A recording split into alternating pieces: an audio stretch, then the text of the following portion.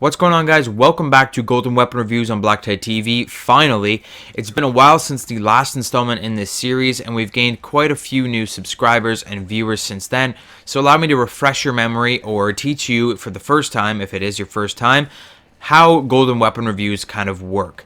So as I've gone through Call of Duty Black Ops 3, unlocking Dark Matter Camo, I've understandably come to some conclusions regarding the weapons, and here on Golden Weapon Reviews, I've been dedicating a full episode to each weapon in the game, not including the launchers. The launchers are a bit special because I can't run a full game with just the launcher, so the launchers are kind of included in a couple of the other videos.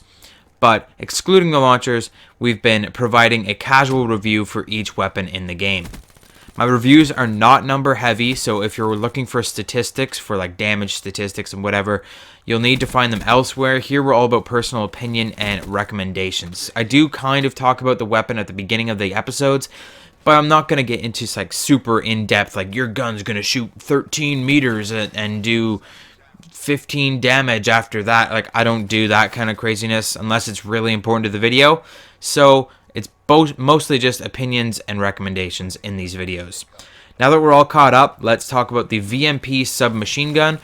One side note before we begin, I was originally under the assumption that this review was going to be combined with the XM53 launcher, but that does not appear to be the case. I do think it's on the Argus shotgun review now. For some reason, I had thought that I included it with the VMP, but it's obviously not, as you're seeing in this video.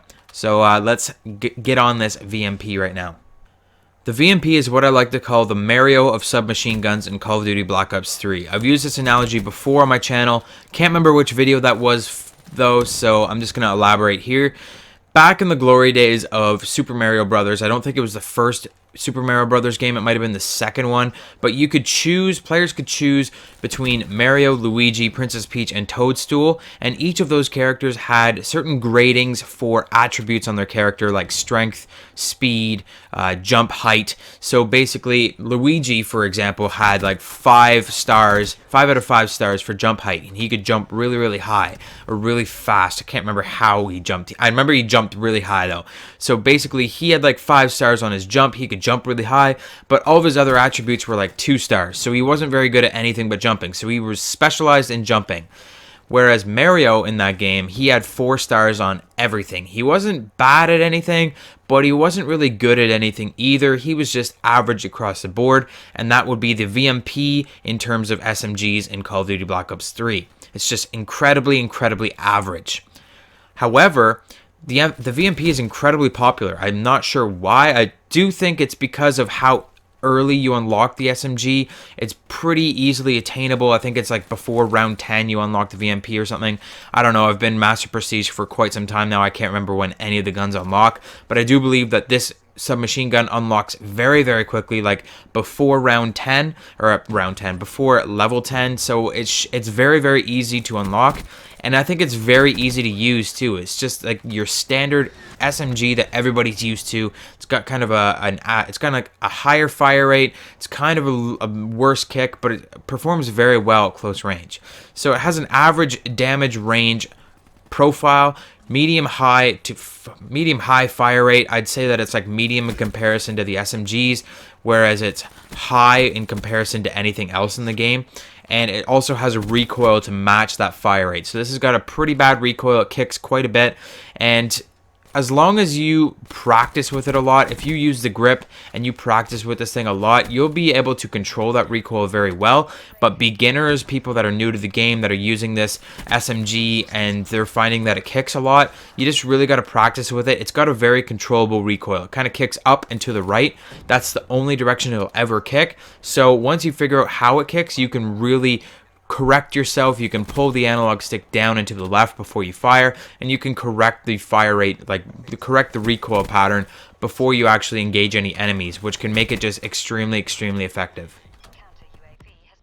So how would I recommend you use this weapon? The VMP is a great SMG for someone new to the game or someone who is uncomfortable with drastically altering their playstyle in order to use a certain weapon. It makes for a great overkill secondary weapon as well.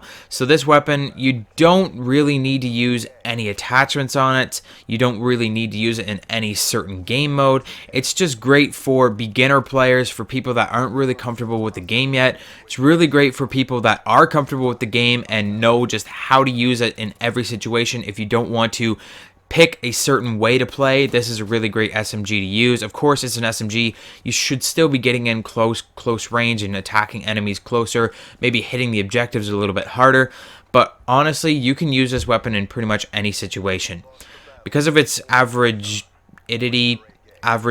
because of how average the VMP is, there isn't a particular game mode or playstyle that suits it best.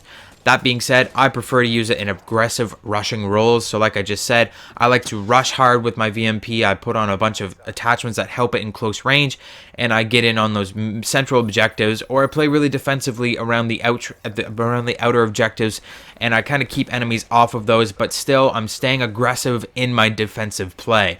So that's how I really use the VMP. As far as attachments go, on my variant, the Singularity, which you're seeing in this game, it uses quick draw, grip, extended mags, and long barrel, though I sometimes switch out extended mags for fast mags. But with attachments with this weapon, you can really choose whatever you want. You can choose to buff one specific part of this gun, or you can make it really good at a lot of things. You can spread out your attachments, use a bunch of different attachments, and fix it up in all different sorts of ways. Like the long barrel could really be used to fix it up, to make it better at medium longer ranges. You can use that grip. Of course, that's the only mandatory attachment. If you're not really comfortable with the recoil yet, you definitely should be using grip. As far as anything else, though, you can use laser, you can use quick draw grip, you can use really whatever you want with this weapon. This weapon is good for anything, and it's good for nothing. Like I said, it's really great for a secondary to an overkill. If you're using a sniper rifle and you want an overkill SMG instead of running a pistol secondary, this makes a really great SMG to not run any attachments on at all. It's got really nice iron sights. You don't need to really use any optics, but if you want optics, you can use them. It's just one of those perfect weapons in this game that you can use basically whatever you're comfortable with, and I can't really give you guys a recommended class. Like I said, I do use the extended mags, long barrel, quick draw, and grip on it, and I run 3 perks. I just run a lot of attachments on this. I try and make it as good as I possibly can, but that's personally just how I run it, and you can run it whatever you're comfortable with. Honestly, this is just a super average weapon, and that's the power of super average weapons, is that you can make it special, or you can just make it really good in being average. You can make it last itself in a whole bunch of different categories, so you don't have to be playing a certain way. Take the Pharaoh, for example.